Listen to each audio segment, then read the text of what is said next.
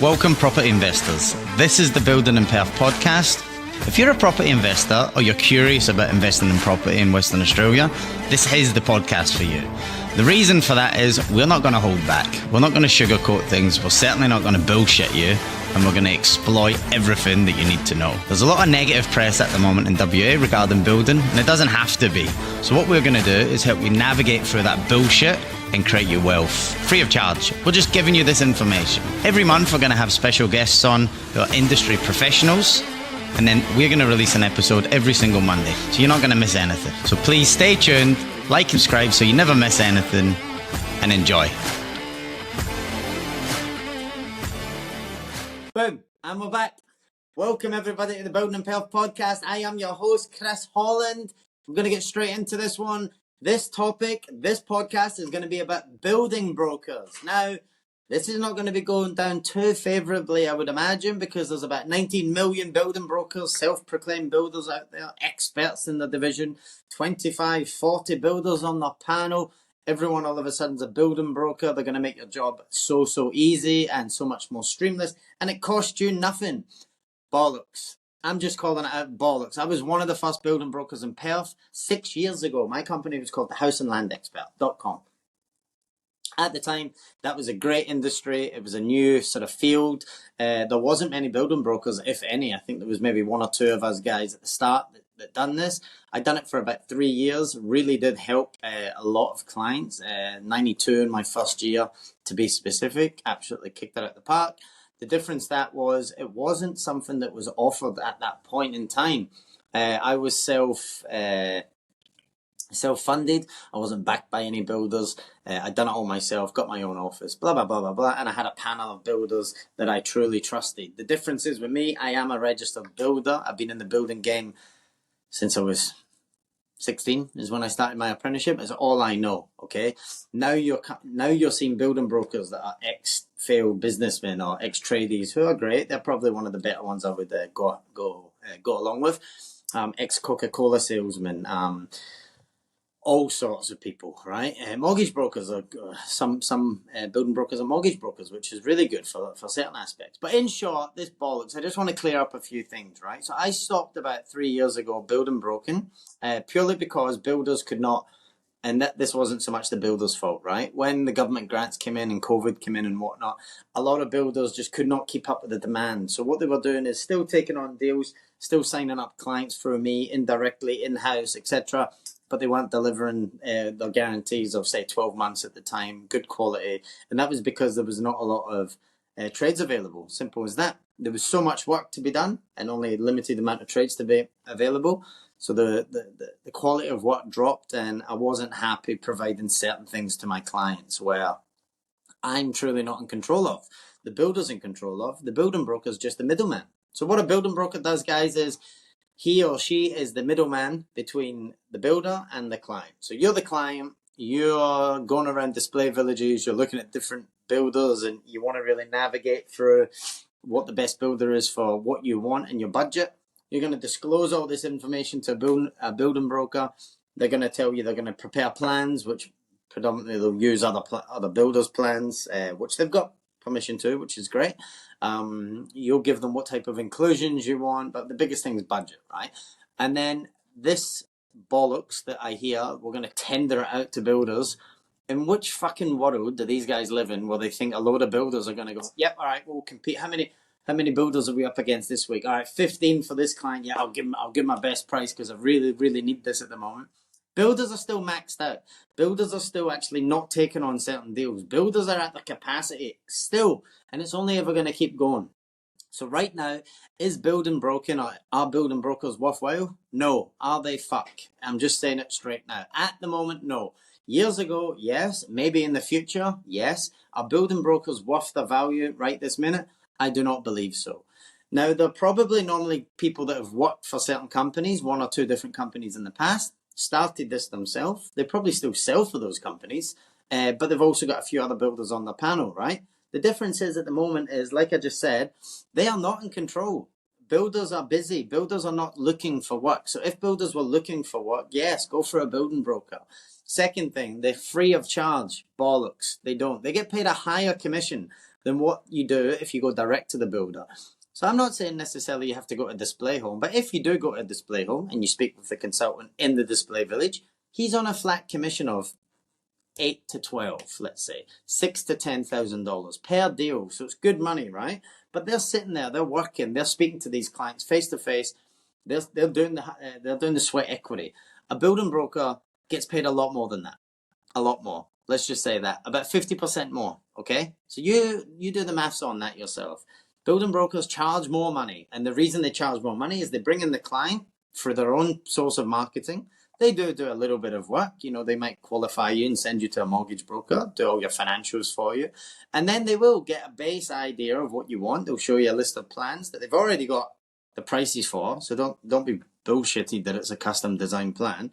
They've got these prices already preset. They know how much it is because they know how much budget you've got, because you've trusted them with your information.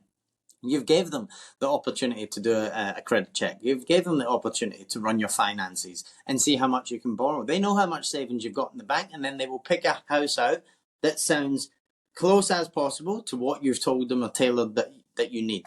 But the biggest thing is they charge more money. Now, what benefit do you get by using a building broker? Yes, you don't have to go and visit a couple of different display homes, or you don't have to go and visit multiple people. You normally deal with one person who does it for you. But the truth is, you pay more money. There's less chance of negotiating. So if you wanted a little discount, or you wanted something thrown in for free, or you wanted to upgrade something and you want that, a bit of a touch that can only come from the building company, a building broker has less pull. 2 reasons. Number one, they don't work for the builder. They're a self-contracted person from that builder and all the other builders. So when they're tendering out to 20 different builders, it's a load of bollocks, guys. It's a load of bollocks. They'll send it to 1 or 2 and the builder will say, yes, we can do it for that price, or no. Second thing is they charge more. So when you as the client, which you should be doing every time, hey, what about chucking me an aircon for free? Or can I upgrade, can I put overhead cabinets in my kitchen? Can we maybe do that for free? Because I'm paying $450,000.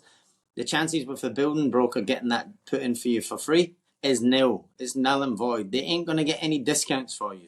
So there was a time in the market, there was a time in place for building brokers. Now is not the time. When builders start to go real quiet again, you're going to get a better deal. You're going to get looked after. Whether you go for a building broker or not, you will get looked after. But right this minute, I'm being controversial. Shall you or should you go for a building broker? My opinion, being an ex-building broker, being one of the first in Perth to do building broking and a registered builder, no, I don't believe it's the best practice right this minute. Again, this may come with a lot of backlash, but as always, I'm the one here that sits and tells the truth and speaks from the heart. It's my name, it's on the line. Speak to someone with a fucking building ticket for a start. Speak to someone who's an actual builder. Why would you be taking building broken advice and mortgage advice from a plumber, for instance? Someone that's mastered one part of the building trade, or whoever, a bricklayer. But the thing is, most of them aren't even tradespeople, So you're going to spend probably the most amount of money in your life, $500,000 just on a house. And you're taking all the advice from someone with what? Background. Not a builder, not someone in the actual field, someone that's a salesman who's sold in the past for other builders, probably not been good enough so they've started their own thing. If they've started to pop up with an Instagram and a Facebook channel in the last year or 2, question marks, huh? Very, very big question marks. Now, look, this isn't an ultimate attack. This is just, I'm seeing a hell of a lot. There's so many now. There's every man and the dog. And that's one thing to be careful of. You're going to see certain people that are going to self-proclaim the building brokers, not building inspectors, my bad. Building brokers. And the truth is they're not. They actually get paid a marketing allowance by one company. And sometimes they work for 4 companies, but they're all under the same umbrella. So just be careful. Just do your research, okay? Really, really do your research. If they've got in-house drafting and all this type of stuff, does that mean they've got in-house drafting? Does that not mean maybe they've got hundreds of plans from multiple builders and they've just relabeled them to look as if it's their own? Because they do have copyright from that building company. But the biggest thing is, guys, you are getting charged more money. There's no 2 ways about it. You will get charged more money if you go for a building broker. The other thing is, don't you want a bit of touchy feel with your builder? Who wants to build a house for a third party? Unless you're an investor, different story, but you're still getting charged more. So most investors want to spend as little as money as possible, not more money. Other than that, there's nothing else I can really say. You're going to get quicker answers if you go direct through the builder. You're going to get your sketches done quicker. You're going to get your costings done quicker. The reason for this is because you're going to the builder. You're not going to a third-party person. So let's say you deal with number A, Aaron, who works for 𝗟𝗟𝗃𝗀𝗲𝗃. Or B, you go to Bob, who's a building broker, who can also sell for 𝗟𝗟𝗃𝗃. You go and speak to Aaron directly. Hey, I want this changed on my plan and I want it costed. Aaron walks up to the designer. He gets it changed. He puts it in. You might get it back in 2 or 3 days. Costed, bang. You go to B. You go to Bob. Bob goes in. He has to email it through because he's not access direct to the actual in-house architect. So he has to email it through and it's in a log behind the other people. Then, yeah, the architect will get to it. Then it's got to go to the drafting time. Aaron here can just walk up and go, hey, what's going on with that? My client really wants to proceed. What's going on? Bob here, he's got to send an email. He's got to do a phone call. He's got to send another email. It's going to take double the amount of time just to get something back. That's double the time that you're wasting. But the biggest thing is the chances of getting free things thrown in or here or there, it's going to be a lot harder when it comes to a third-party person because 9 times out of 10, the builder will come back and go, we can give them that. Do you want to reduce your commission that you're charging us? Because it's more, it's 50% more than what we pay our in-house staff. I'm not taking money out of my commission. I'm doing this for the love, you know. Look what I present online. It's all for free. My service is free. Nothing in life is free. So in short, guys, are building brokers worth it?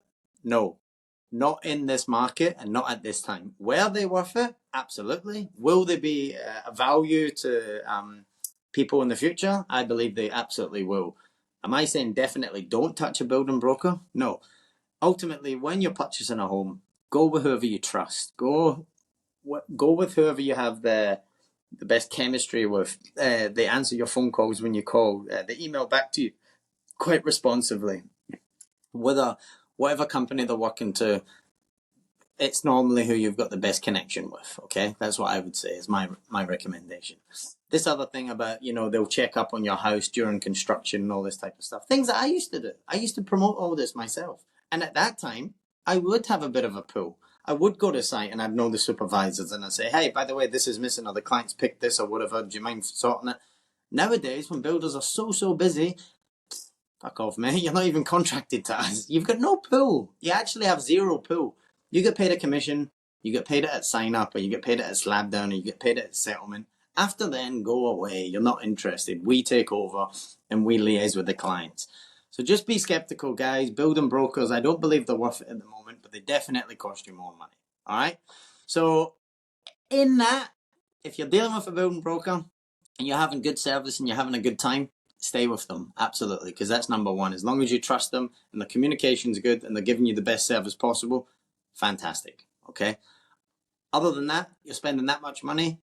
So what if you have to do an extra 2 or 3 meetings and meet with different builders? It might be worth it in the long run. Who knows? You have a good week, guys. Thanks for listening in. Cheers.